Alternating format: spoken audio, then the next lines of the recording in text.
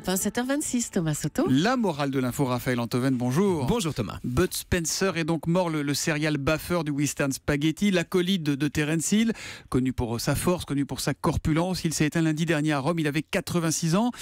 Et c'est une disparition, mon cher Raphaël, qui vous laisse inconsolable. En un sens, oui, parce que la seule personne qui puisse vous consoler d'une chose aussi triste que la mort de Bud Spencer, c'est Bud Spencer. Le seul dont la silhouette s'interpose entre vous-même et vos craintes ou vos chagrins, c'est Bud Spencer. Du coup, maintenant, sans lui, sans cet énorme copain, les enfants que nous sommes sont un peu désemparés. J'entends votre tristesse, mais bon, vous avez 40 ans, Raphaël, il en avait 86. On ne peut pas dire que sa mort soit une injustice. Non, bien sûr, mais Thomas, je ne vous parle pas de l'homme. L'excellent nageur napolitain Carlo Pedersoli, passé par la chanson avant d'entamer à 38 ans une carrière dans le cinéma sous un pseudonyme improbable. Non, celui-là est mortel comme vous et moi.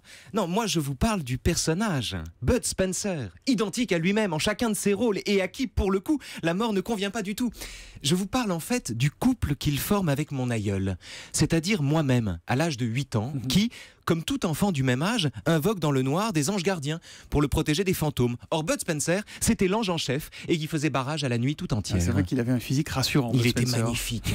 C'était un vrai gros.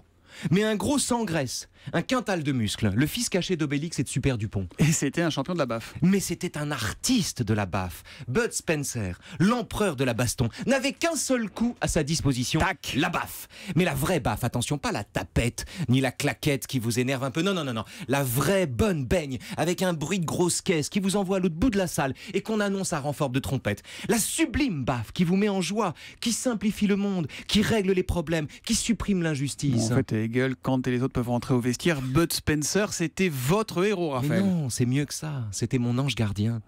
Les héros sont vertueux. Or, Bud Spencer ne l'était pas forcément, c'était même plutôt un filou. Et puis, les héros ont du courage. Or, Bud Spencer n'en avait pas besoin puisqu'il était invulnérable. Il n'avait pas besoin de réfléchir non plus, puisque l'existence n'était pas un risque pour lui. Bud Spencer ne donnait pas envie de se battre comme les héros. Il donnait envie de se réfugier derrière lui comme les grands-pères qui vous portent d'un bras. Il était fort, il respirait par la bouche, et il donnait toujours l'impression de sortir de table. Mais surtout, il était inemmerdable. Et il traversait la vie avec la tranquillité d'un éléphant. Seulement voilà, on n'est pas immortel quand on est invincible. Et la morale de l'info ? La morale de l'info, c'est que Bud Spencer, c'était le garde du corps des enfants. Vous connaissez ça, hein ? C'est Trinita. On l'appelle Trinita, le générique. Je pense que Raphaël Antoven vient de rendre un des plus beaux hommages possibles à Bud Spencer. Raphaël qui revient demain à 7h25 pour la morale de l'info. À demain matin, Raphaël.